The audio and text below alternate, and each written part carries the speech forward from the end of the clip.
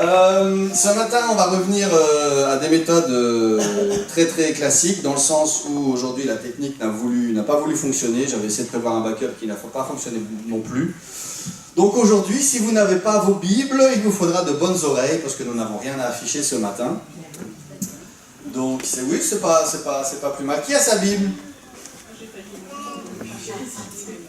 Sur les téléphones et les tablettes, ça compte aussi. Hein. Ah, il y en a plus, hein. Il y en a plus. J'avais lu un article. Personnellement, je suis assez pour aussi. C'est vrai, la Bible sur les appareils mobiles, tout ça, ça peut être très pratique. Quand on n'a pas toujours le temps ni la place de se promener avec sa Bible sous le bras, dans le train, ce genre de choses. Mais j'avais lu un article qui était intéressant, qui expliquait, qui rentre tout à fait dans le sujet de ce matin. Un homme qui disait pourquoi est-ce que j'ai arrêté de lire ma Bible, pourquoi je suis revenu à ma Bible papier. Et il y avait plusieurs choses. Il expliquait d'abord, c'est parce qu'il y a des aspects pratiques comme le fait que ma Bible papier ne sera jamais en panne de batterie. Il expliquait notamment le fait que même avec la meilleure volonté du monde, vous vous connectez sur votre téléphone, vous lisez 3 versets, et puis vous voyez un de vos copains sur Facebook qui a mis quelque chose. Alors vous allez vite voir ce qui s'est passé, vous ne revenez plus sur votre Bible. Et puis ce qui était censé devenir un moment de dévotion, ça a fini par aller voir des vaches sur Facebook ou sur YouTube. Ça n'a plus rien à voir. Donc il expliquait une partie distractive dans le fait de lire la Bible sur les appareils mobiles. Et il a dit quelque chose qui était très très très important et qui m'a marqué. Il a dit, si le matin, lorsque j'ai mes moments de dévotion, j'ai un enfant qui se lève et qui débarque dans le salon. Si je regarde ma Bible, même si c'est ma Bible que je regarde sur mon téléphone ou ma tablette, mon enfant rentre dans le salon et me voit sur une tablette ou sur un téléphone. Il a dit, si je suis dans un moment de méditation en train de lire ma Bible papier, que mon enfant rentre dans le salon, il me voit en train de lire ma Bible le matin. J'ai pas besoin de lui expliquer, il dit l'image est différente. Le texte est le même, le message et la relation est le même. Ce n'est pas un message anti-technologique, je suis geek moi-même, donc j'aime la technologie, tout le confort que ça nous apporte, mais il y a un moment, surtout lorsqu'on remet ça dans le contexte de notre vie spirituelle, de notre relation avec le Seigneur, il ne faut pas oublier que ce monde est un monde qui, de toutes les manières possibles et imaginables, essaye de nous distraire, essaye de nous garder éloignés et surtout occupés. Parce que venir simplement nous donner un message en disant « arrête la Bible, arrête le Seigneur, arrête ta relation », c'est quelque chose qui ne va pas marcher. On va se défendre directement, on ne va pas accrocher. Si c'est quelque chose qui ne nous dit pas d'arrêter notre relation, mais qui nous propose de passer juste 2 minutes sur Facebook, qui nous propose juste de passer un coup de téléphone, qui nous propose simplement de remplacer l'agenda dans lequel nous avions placé le Seigneur par des occupations qui n'ont rien à voir avec, de manière très simple, très subtile, et qu'on peut justifier. J'ai besoin d'être social, j'ai besoin d'être au courant de ce qui se passe avec mes amis qui sont de l'autre côté de la planète et que je ne peux pas voir régulièrement. Ce sont des choses qu'on peut expliquer, qu'on peut justifier. À la fin de la journée, combien de temps est-ce que j'ai passé sur les réseaux sociaux et combien de temps est-ce que j'ai passé avec le nez dans ma Bible ? Et surtout, et ça je vais y arriver, quelle est l'image que je donne autour de moi? Est-ce que cette image, et c'est le thème de ce matin, est-ce que cette image correspond au son, à l'harmonie de ma vie? Est-ce que cette image correspond à mon témoignage? Est-ce que cette image correspond à ce qui sort de ma bouche? Est-ce que ce que je dis ressemble à ce que je suis? Et c'est là toute la question du message de ce matin, où on va poursuivre cette série « Je bâtirai mon église ». Et je pense que c'est le 7e épisode de la série, où cette série sur les fondations bibliques, cette série a déjà couvert énormément de choses. Elle a couvert, est-ce que quelqu'un se souvient? Vous avez 7 chances. Un thème, n'importe lequel, sur les 7. On a commencé avec le plan du salut. Premier épisode. On a continué avec la grâce. Il y a eu un épisode d'introduction que je ne compte pas. Il y a eu un épisode de « Je bâtirai mon église » sur la nouvelle naissance. Puis un sur la sanctification. Et le dernier qui était il y a 2 semaines, puisque nous avons eu le frère Timothy entre les deux, sur l'église victorieuse. Tout ça pour vous dire que donc il y a cette importance entre ce que je dis, ce qui sort de ma bouche, l'image que j'essaye de me donner, et l'image que j'ai réellement à travers mes actions. Et j'aimerais reprendre ces deux phrases que le pasteur reprend pour cette série de « Je bâtirai mon église ». Et c'est peut-être tard pour le faire, mais on va finalement expliquer ces deux phrases ou ces deux pensées que le pasteur nous rappelle à chaque épisode. La première étant, le diable se fiche de savoir si vous allez à l'église, il ne veut pas que vous soyez l'église. Et depuis le temps qu'on en parle, et si vous êtes là depuis, si vous êtes chrétien depuis assez longtemps, ou si vous êtes dans l'église avec nous depuis assez longtemps, on n'a pas besoin de réexpliquer ces choses. Nous comprenons très bien qu'il y a une différence qui se voit tout de suite dans l'église, entre les gens qui viennent parce que c'est dimanche matin, et les gens qui viennent parce qu'ils font partie du corps de Christ. Vous voyez tout de suite la différence dans leur vie, et dans la vie de l'église, et dans ce qui se passe pendant la réunion. On voit tout de suite la différence entre les gens qui viennent à l'église et les gens qui sont l'église. Tu peux venir à l'église toute ta vie, tu peux prier, jeûner, étudier la Bible et même chasser les démons. Si tu n'es pas l'église, tu n'appartiens pas à Jésus-Christ. Alors j'espère que je ne suis pas le seul à m'être posé la question comment c'est possible de chasser des démons et de ne pas appartenir à Jésus-Christ. On va répondre à cette question ce matin. Dans la 6e partie, je pense, ou 7e, de « Je bâtirai mon église », et ce matin nous allons parler de bâtir par l'exemple. Bâtir quelque chose, mais cette fois-ci pas en apprenant des choses pour nous-mêmes ou pas en enseignant des choses aux autres. Mais bâtir quelque chose par la vie que nous menons, par les chrétiens, pas que nous déclarons être, mais par les chrétiens que nous sommes réellement. Pas à travers les gens qui viennent à l'église, mais à travers la manière dont nous sommes l'église. Pas à travers la manière dont nous déclarons être chrétiens, mais par la manière dont notre vie reflète, ou pas, Jésus-Christ.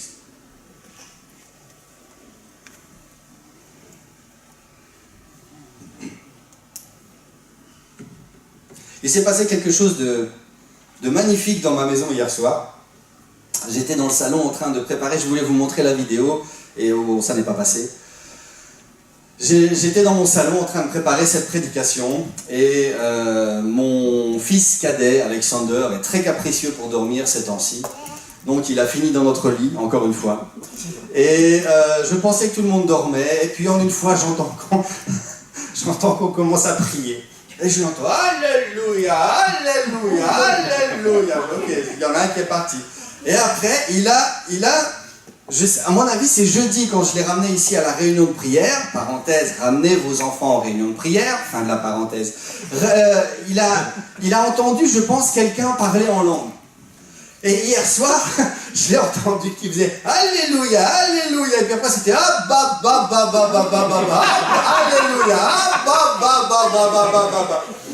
Et c'était quelque chose. Et Benjamin, lui, dormait, il a raté tout l'épisode. Et moi, j'entendais ça. Et puis Cindy m'appelle, mais discrètement pour pas l'interrompre. Donc j'ai attrapé mon caméscope, j'ai été le voir. Et Cindy, elle lui a dit, allez, tu pries pour maman. Et il a mis, Cindy était couchée, il a mis sa main sur la tête de Cindy. Il a fermé les yeux, il a commencé, c'est dommage que je ne peux pas vous montrer la vidéo, je vais peut-être la mettre à disposition sur la vidéo de la prédication. Et il a fermé ses yeux et il était vraiment dedans. Alléluia, Alléluia, Alléluia. Il était parti. Et puis après, il a dit Amen. Il s'est couché, il s'est endormi.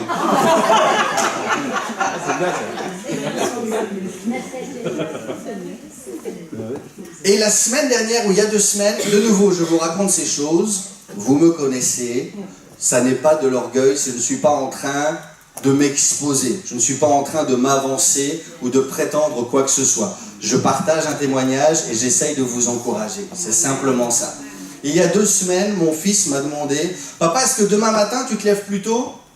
Alors j'ai dit « Je sais pas, parce que je t'avoue qu'en ce moment, avec tout ce qui se passe, c'est un petit peu plus difficile. » J'ai dit « Mais pourquoi tu veux que je me lève plus tôt ?» J'ai dit « C'est juste pour le plaisir de me voir moi me lever pendant que toi, tu es en vacances. » Il me dit « Non, c'est parce que j'aime bien te voir lire ta Bible le matin. » Et il m'a dit « Si demain, tu te lèves plus tôt le matin, alors je me lève avec toi, on va lire à 2. »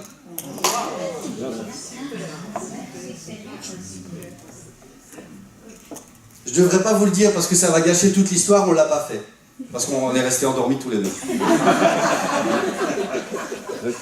Mais il y a des choses que votre comportement va expliquer plus à un enfant et de manière étendue à tout ce monde qui nous regarde. Il y a un monde qui nous regarde et il y a un monde qui nous écoute. Mais il y a les psychologues pour les enfants, je ne reviens plus sur le mot et j'ai peur de confondre avec un autre. Pédopsychiatre, merci. Disent, et c'est prouvé qu'il y a un moment, quand l'enfant est petit et que vous l'éduquez, vous essayez de l'enseigner. Tu peux pas, fais ça, ça c'est fait comme ça c'est fait comme ça, mets ton pantalon, les chaussettes, pas à l'envers. Et il y a un moment où l'enfant va arrêter de vous écouter et il va vous juger sur ce que vous faites. Il va arrêter d'écouter et il va simplement regarder papa et il va regarder maman. Et il va commencer à construire une psychologie et il va commencer à se construire lui-même en se posant cette question. Est-ce que ce que papa me raconte, c'est ce que papa fait aussi?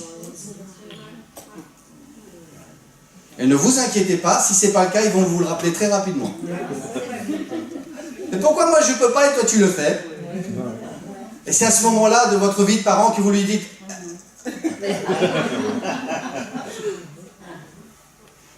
Parce qu'il y a ce moment où les mots, l'enseignement, ça va.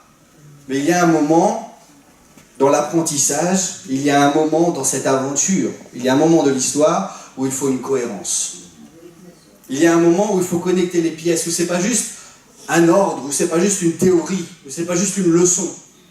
Il y a un moment où il faut la mise en pratique.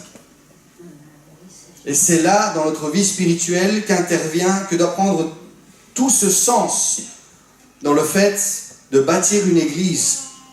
Pas seulement, et je ne dis pas qu'il ne faut pas prêcher, qu'il ne faut pas enseigner, c'est nécessaire.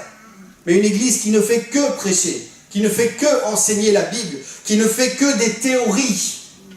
Ça n'est pas l'église primitive que vous retrouvez dans le livre des Actes.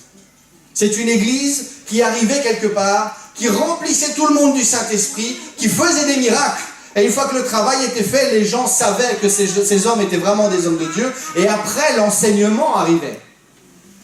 Il y avait il montrait d'abord qui ils étaient, ce qu'ils avaient à l'intérieur.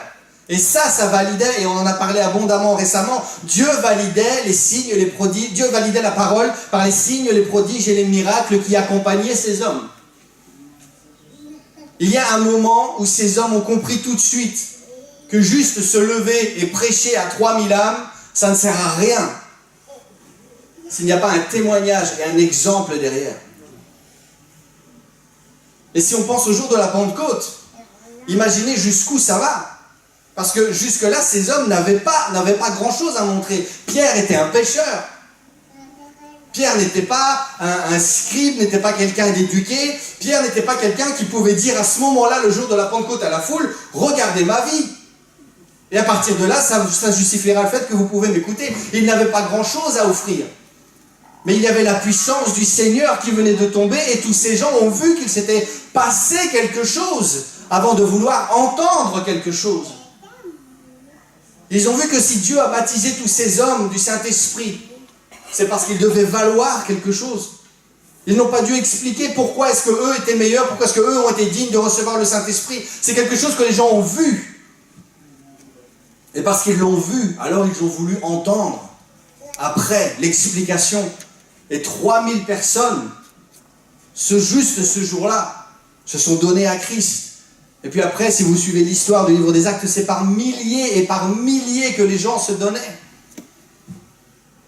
Et cette église n'a jamais essayé de bâtir une église théorique, une église philosophique, une église qui enseignait.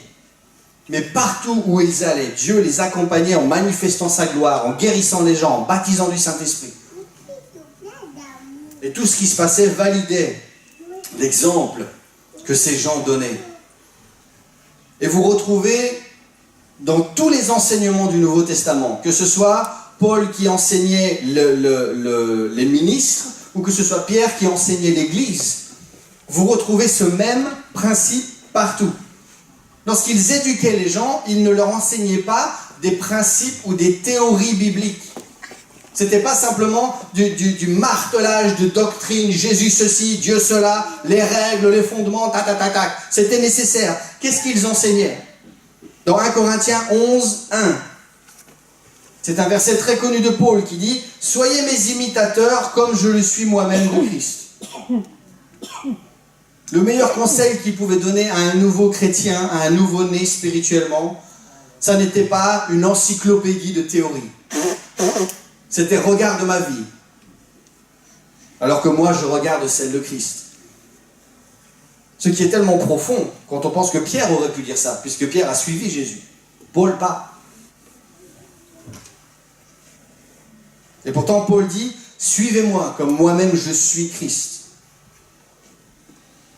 Aux Philippiens, il dit « Ce que vous avez appris, ça c'est de la théorie, ce que vous avez reçu et entendu de moi, c'est de la théorie. » Et il ajoute « Et ce que vous avez vu en moi, pratiquez-le. Et le Dieu de paix sera avec vous. » Et là, on arrive dans un autre sujet, je pense que je n'aurai pas le temps ce matin de rentrer dedans. Imaginez la confiance de Paul dans la qualité de sa vie, pour oser dire aux gens, regardez ma vie et bâtissez là-dessus et Christ vous bénira. Question subsidiaire à laquelle vous ne devez pas répondre ce matin. Est-ce que je pourrais écrire une lettre à mes amis ce matin en leur disant la même chose? Ce que tu m'as entendu raconter de Christ, ce que tu as appris, reçu, et ce que tu as vu dans ma vie, pratique-le. Et je vous trouve bien silencieux. Pierre écrit aux églises. Qu'est-ce qu'il leur dit? La même chose. Prenez soin du troupeau de Dieu qui est sous votre garde. Ça il l'explique au ministre. Pas par contrainte, mais volontairement, selon Dieu. Pas comme dominant sur ceux qui vous sont donnés en partage, mais en étant quoi? Les modèles du troupeau. On retrouve un message qui est donné aux dirigeants en disant « Soyez des modèles ».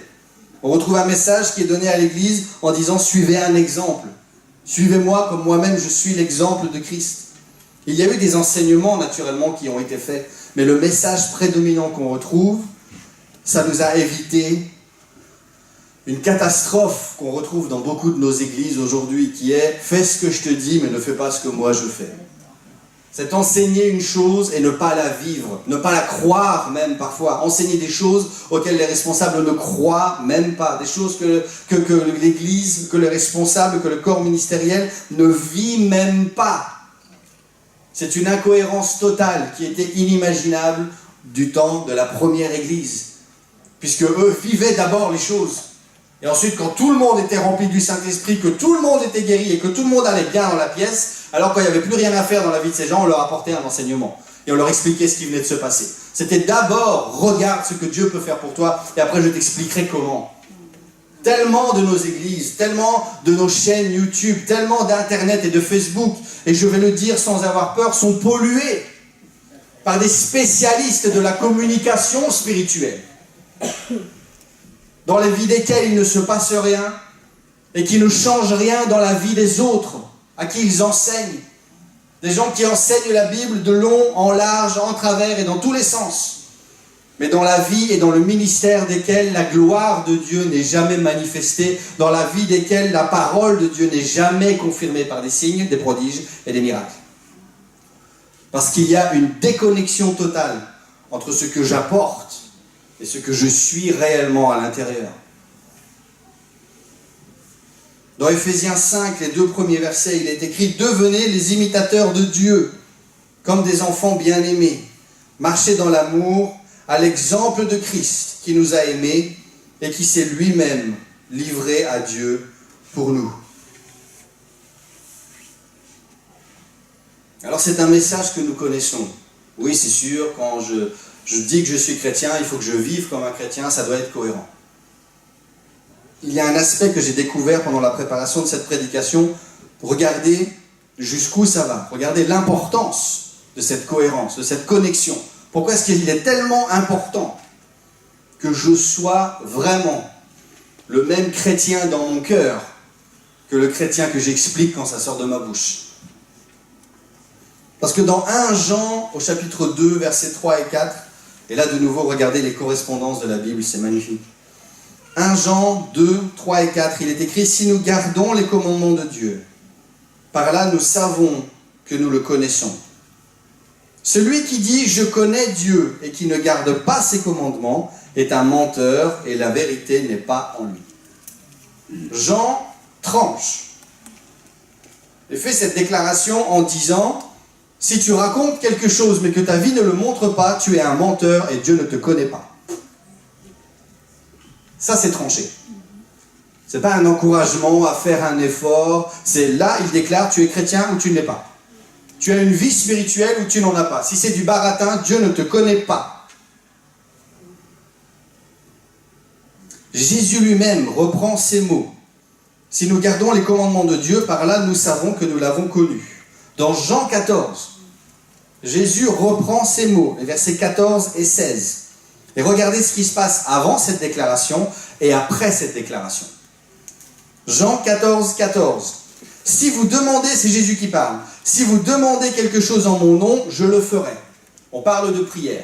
Verset 15. Si vous m'aimez, gardez mes commandements. C'est ce que Jean vient d'écrire dans son épître. Verset 16. Et moi, je prierai le Père, on est de nouveau dans la prière, et il vous donnera un autre consolateur afin qu'il demeure éternellement avec vous. Entre deux enseignements sur la prière, Jésus prend le temps spécifiquement de prendre ces paroles qui sont répétées et réenseignées à l'Église par Jean dans ses épîtres. Si vous m'aidez, gardez mes commandements. Pourquoi est-ce que Jésus spécifiquement prend le temps de connecter ça dans un chapitre sur la prière? Et là, on va répondre à la question, aux déclarations que le pasteur fait depuis plusieurs semaines. Pourquoi est-ce que Jésus parle de prière? En disant, si vous demandez quelque chose en mon nom, je le ferai. Et ensuite, il dit, gardez mes commandements. Et ensuite, il continue à parler de la prière. Parce que dans l'esprit de Jésus, tout simplement, si je ne garde pas ses commandements, et c'est ce que Jean explique, il n'y a pas de relation avec le Seigneur. S'il n'y a pas de relation avec le Seigneur, mes prières ne dépassent jamais le plafond. Et c'est pour ça, regardez la connexion. Et c'est parce qu'il n'y a pas de connexion entre ce que je dis et ce que je fais, que mes prières ne sont pas exaucées et que je suis frustré dans ma vie spirituelle à cause de ça. Seigneur, pourquoi est-ce que tu ne réponds pas? Parce que toi, tu n'es pas connecté. Parce que tu racontes quelque chose dans tes prières que je ne vois pas dans ta vie. Qui ne se retrouve pas dans notre relation. Et à cause de ça, si tu m'aimes, garde mes commandements. Et si tu gardes mes commandements, je prierai le Père et il t'enverra quelque chose.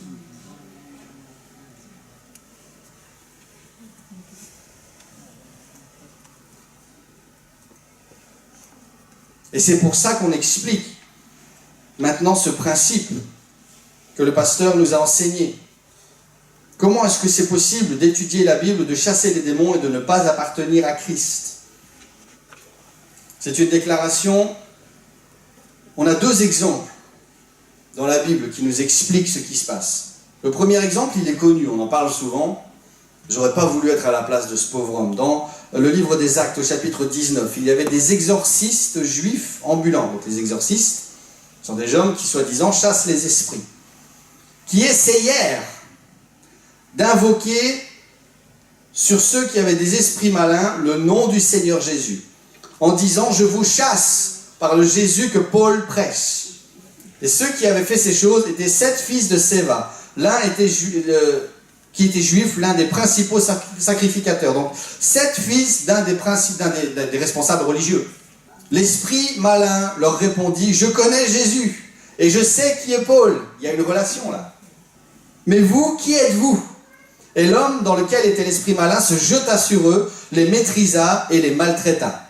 Et la Bible dit qu'ils sont ressortis de la maison, ils ont eu peur, ils étaient tout nus, leurs vêtements étaient déchirés, et je pense qu'ils ont arrêté l'exorcisme après ça.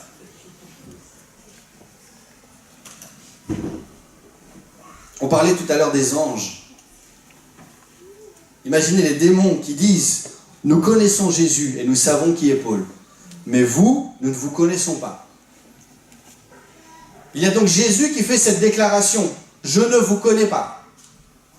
Il y a les démons qui font cette même déclaration, je ne vous connais pas. Et tout ça, il y a quoi ? À la connexion entre ce que je prétends être et ce que ma vie spirituelle est réellement. Et je ne veux pas vous faire peur, mais si ça ne vous impressionne pas forcément, le fait de vous dire que cette connexion est importante pour votre vie spirituelle, je vais utiliser un terme, restez accrochés, restez avec moi, cette connexion est nécessaire pour votre vie démoniaque.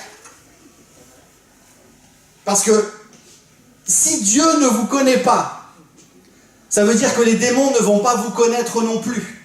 Ça veut dire que vos prières n'auront aucun impact, n'auront aucune influence. Que lorsqu'en enfer, on va crier vos noms en disant « c'est qui celui-là ?» Tout le monde va dire « Si je peux arriver à ce que dans ma vie spirituelle, il y ait autre chose que des mots, il y ait une relation avec le Seigneur, il y ait une puissance, il y ait une autorité et il y ait une onction qui repose sur ma vie. » Quand je vais commencer à faire des prières, alors en enfer, ça va commencer à pleurer, ça va commencer à en trembler, parce qu'on va connaître mon nom. On va dire c'est Romain qui prie, on va dire c'est sœur Evelyne qui prie. On va connaître mon nom dans le ciel et ça va valider. On va connaître mon nom en enfer et ça va trembler, Église. J'ai besoin d'être connu des deux côtés. Je veux que l'enfer me connaisse. Nous connaissons Jésus et nous savons qui est Paul. Quelle déclaration! Quelle déclaration! Tout ça pourquoi? Parce que c'est Jean, parce que Jésus, forcément, parce que Paul vivait ce qu'il prêchait, parce qu'il était réel, parce que ça n'était pas juste une théorie, parce que ce n'était pas juste une philosophie, parce que ça n'était pas juste un rassemblement de gens dans un lieu 2 ou 3 fois par semaine, mais parce qu'il faisait partie du corps actif de Christ, qui faisait bouger les choses, qui permettait au Seigneur de couler à travers lui et de toucher les gens, de changer tout un continent et à travers lui le monde, de me permettre à moi aujourd'hui de me tenir ici et d'avoir reçu cette parole à travers les âges. Parce qu'un matin, quelqu'un s'est dit, je ne veux pas juste des paroles, je ne veux pas juste une image, je ne veux pas être juste un fantôme de moi-même, mais je veux la réelle puissance, la démonstration, la confirmation dans ma vie de la parole du Seigneur par des signes, par des prodiges, par des miracles. Parce que je veux que quand je prie, il se passe quelque chose. Parce que je veux qu'en enfer, on connaisse mon nom. Parce que je veux qu'au ciel, on réponde à mes prières. Parce que je veux que les gens voient quelque chose. Parce que je veux que ma vie exprime quelque chose. Parce que je veux que ma coupe déborde et que les gens en soient oints. Que les gens puissent voir, que les gens puissent avoir soif, que les gens puissent avoir envie d'être touchés par cette grâce qui moi-même m'a touché. Église, au lieu d'être juste une discussion philosophique de plus à table pendant l'heure du dîner, et moi je crois, et moi je crois, et moi je crois, et moi j'ai été guéri, et moi j'étais mort et je suis ressuscité. Explique-moi ça. Ah ben moi je sais pas. Ah non, tu sais pas. Explique-moi ça.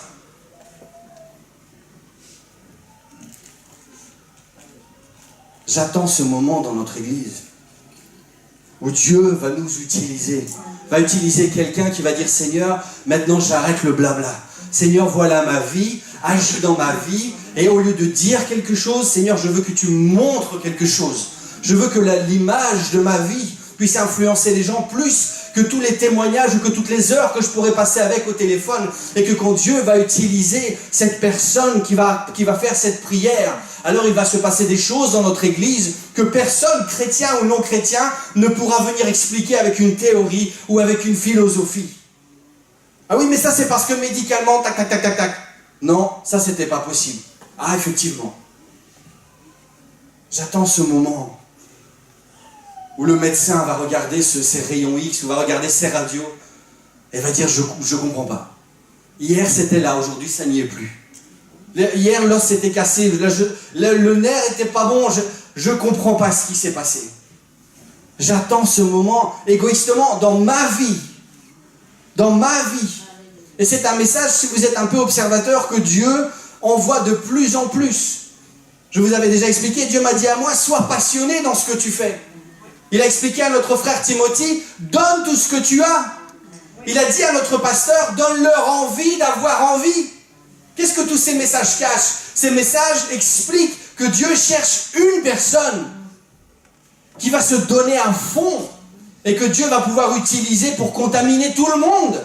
Parce que si un seul d'entre nous peut arriver à imposer les mains et guérir les gens, ça va nous donner envie d'avoir envie. Ça va nous donner cette motivation en disant, Seigneur, moi je veux ça aussi. Qu'est-ce que tu as prié? J'ai rien prié, c'est ma vie qui l'a fait.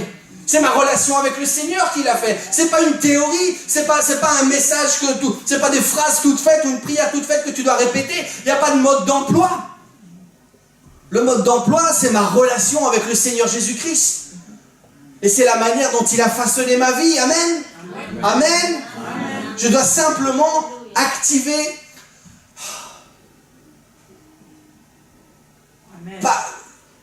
Parler moins, finalement. J'ai toujours cette histoire de Paul qui était en train d'enseigner, et la Bible dit, il a vu la foi dans les yeux d'un homme au bout de la foule. Et il a parlé à cet homme en disant, au nom de Jésus-Christ, lève-toi et sois guéri. Cet homme, bam, il s'est levé, il a été guéri. Pas de grands discours, pas de grande philosophie, pas d'études bibliques. Il a vu la foi dans les yeux de cet homme.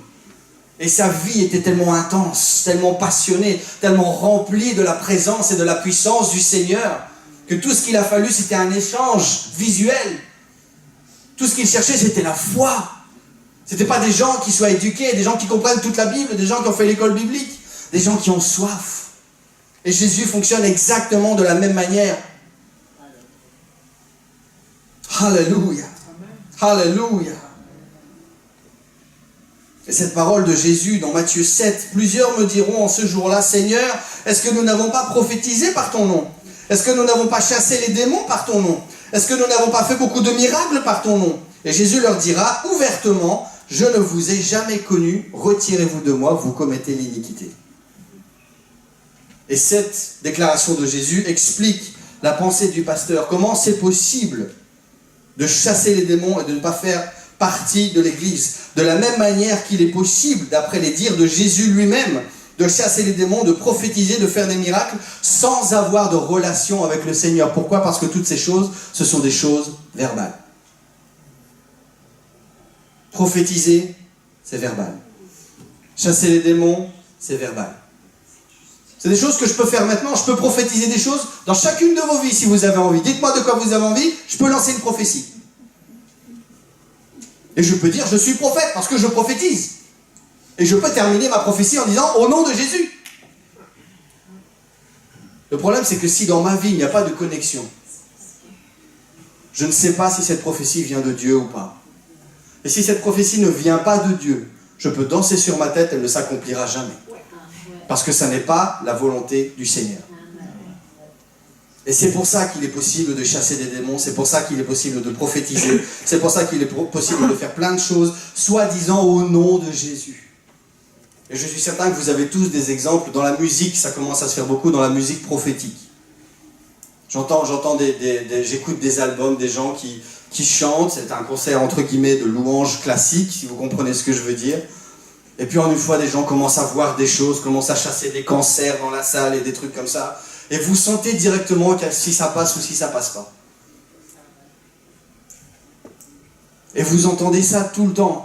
Des gens qui déclarent des choses, des gens qui chassent des démons, qui chassent le cancer, qui chassent la maladie, qui proclament énormément de choses. Et toutes ces choses ne sont jamais validées par le Seigneur. Parce que ça ne vient pas de lui. C'est fait au nom de Jésus-Christ de Nazareth. Oui, très bien. Mais si ça n'est pas fait avec l'autorité de Jésus-Christ de Nazareth, vous vous souvenez de la différence entre l'autorité et la puissance? La puissance, on avait pris l'exemple d'un agent qui fait la circulation à un carrefour. La puissance, c'est si lui-même devait pousser toutes les voitures. Il a la puissance parce que hop, il fait la circulation, mais il doit lui-même tout faire. Il doit pousser une voiture, et puis l'autre, et puis dans l'autre sens. La puissance, c'est la capacité personnelle. L'autorité, c'est le mandat que vous avez du gouvernement. C'est le gouvernement qui reconnaît que vous avez le droit de faire le travail que vous faites. C'est ça qui justifie sa carte de policier. C'est ça qui fait que quand on le voit, il a l'autorité de policier. Il a le droit du gouvernement de faire la circulation. Et c'est ça qui fait que j'obéis à cet homme. Et c'est la même chose qui se passe dans ma vie spirituelle. Il y a des hommes qui se prétendent, qui se présentent, des hommes, des femmes, des ministres, peu importe, qui se présentent comme des personnes de puissance, qui peuvent dominer, qui peuvent parler à des démons, qui peuvent contrôler, qui peuvent ordonner des choses, mais qui les font par leur propre force, qui ne sont pas mandatés par le royaume des cieux. Pour ces gens-là, lorsque le ciel parle et lorsque l'enfer parle, qui est-ce? Inconnu. Là aussi, je peux laisser le Seigneur travailler dans ma vie. À ce moment-là, j'ai cette autorité, j'ai ce mandat spirituel, j'ai le droit de la part de parler à la place de Dieu. C'est ça, parler au nom de quelqu'un, c'est parler à sa place. Lorsque je prie au nom de Jésus-Christ, je prie les prières que lui ferait, pas les miennes. Sinon, je n'ai pas d'autorité, je n'ai pas le droit spirituel. Je n'ai pas d'approbation de Jésus-Christ qui me dit, lui, je valide sa vie, je valide son mode de vie, je valide son témoignage, je valide sa relation. Lui, il a le droit de lier et de délier, d'ouvrir les portes, de fermer les portes. Parce qu'il y a une connexion. Et parce que ce n'est pas juste du baratin, ça n'est pas juste une expression verbale.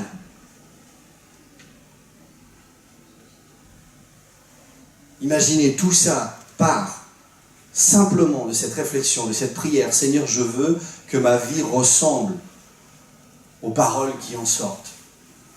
Je veux que ma vie soit la même que les prières que je fais, que le témoignage que j'essaye d'apporter, que l'image de toi que j'essaye de donner aux autres, que la manière dont j'essaye de défendre ton évangile.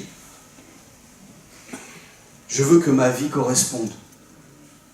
Je ne veux pas une bouche pleine et un cœur vide. Ça ne m'intéresse pas. Et de cette connexion peut démarrer l'autoroute spirituelle qui va vous ouvrir des portes incroyables, qui va vous rendre connu dans le ciel et en enfer. C'est une prière peut-être risquée. C'est peut-être une prière qui doit prendre du temps, parce qu'il ne faut pas jouer avec les démons. Parce qu'eux ne jouent pas. Eux savent qu'ils ont déjà perdu, la Bible dit, le diable sait que son temps est court. Et il n'a qu'un seul objectif, c'est de prendre avec lui le maximum de chrétiens, chrétiens, non chrétiens. Il a un seul objectif tous les jours et ça ne change pas. Détruire l'Église, détruire le monde. Et dépeupler au maximum le ciel. C'est son seul objectif. Mais quelle relation avec le Seigneur nous aurions si un démon pouvait dire oui, je connais cet homme, je connais cette femme, et on a reçu des ordres, on n'y touche pas. Être connu dans le monde spirituel, Église, être reconnu, être validé par le Seigneur.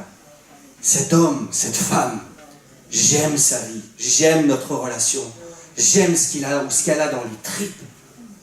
Et je valide ses prières. Pourquoi? Parce qu'il m'aime ou elle m'aime et elle garde mes commandements. Quand je lui parle, elle écoute.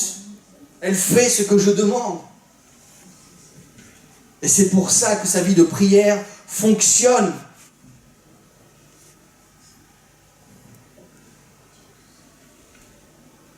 Parce que Jésus m'enseigne la prière. Et il valide mes prières. Il répond à mes prières. Il envoie des anges. Pas parce que j'ai une grande connaissance, une grande éducation, parce que j'ai un CV impressionnant à montrer au Seigneur de toutes mes qualités. Mais parce que quand Dieu me regarde, il voit et il entend la même chose.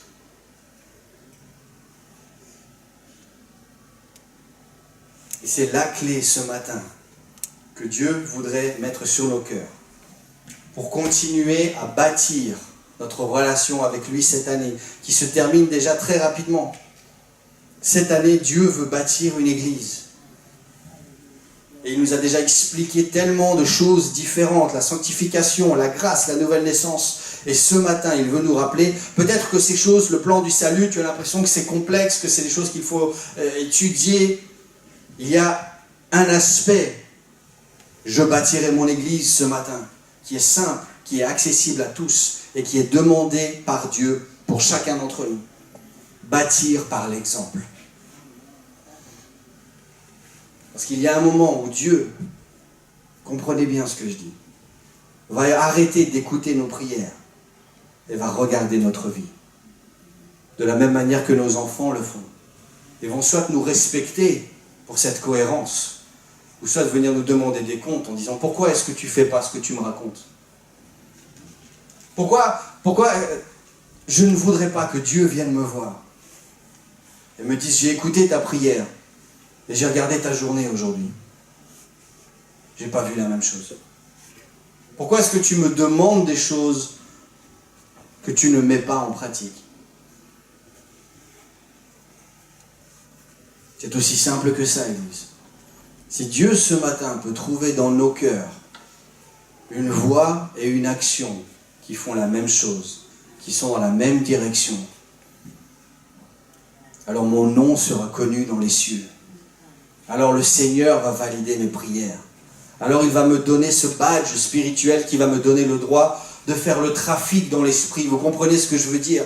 De pouvoir commander aux choses au nom du Seigneur et elles vont arriver et je ne serai pas dans cette situation où le Seigneur va me voir en disant « Je ne t'ai jamais connu, on n'a jamais travaillé ensemble, tu as déclaré des choses dans lesquelles je n'ai jamais été. Éloigne-toi. » Je veux que le Seigneur me regarde, qu'il me fasse un high five, qu'il me dise « Bien, bon et fidèle serviteur, tu as bien travaillé, tu as une bonne vie, on a bien travaillé ensemble. Viens maintenant dans la joie de ton maître. » Ça, c'est ce que je veux entendre Jésus me dire quand je serai face à face. J'aurais eu des faiblesses dans ma vie, j'aurais eu des choses qu'il m'a demandé de faire que j'aurais probablement pas voulu faire, que j'aurais dû faire, m'y reprendre à plusieurs fois pour le faire parce que j'ai eu peur, parce que j'avais honte, parce que j'ai pas osé, parce que j'avais peur de ce que les gens allaient penser ou allaient dire, parce que j'ai pas eu l'audace ou la puissance. Mais je refuse que les démons me disent, lui, on ne le connaît pas. D'être un étranger au monde spirituel. Je refuse, personnellement, en tant que père, que mes enfants me regardent et me disent, il ne fait pas ce qu'il dit. Je veux, personnellement, en tant que père, bâtir mes enfants par l'exemple que je vais leur donner. Je veux, en tant que chrétien, bâtir mon monde, bâtir ma vie spirituelle, construire quelque chose dans la vie de tous ceux qui sont autour de moi, au travail, dans les magasins, partout, par l'exemple que ma vie va montrer, sans que j'aie à exprimer une seule parole. Je veux que ma vie soit tellement en ordre avec le Seigneur et remplie de son onction, que ça soit logique pour les gens quand je leur dise que je suis chrétien, ou qu'eux-mêmes le devinent, lui doit forcément être chrétien, parce que regarde, ça et ça et ça et ça, c'est logique. C'est un pas tellement facile, l'Église. J'aimerais qu'on puisse tous fermer les yeux, baisser la tête ce matin. Ça n'est pas quelque chose de compliqué. Ça n'est pas quelque chose pour lequel vous devez faire l'école biblique. Ça n'est pas quelque chose pour lequel vous devez avoir une connaissance particulière. C'est quelque chose de très simple, où Jésus fait cette déclaration à chacun d'entre nous ce matin. Est-ce que tu m'aimes? Si tu m'aimes, fais ce que je te dis.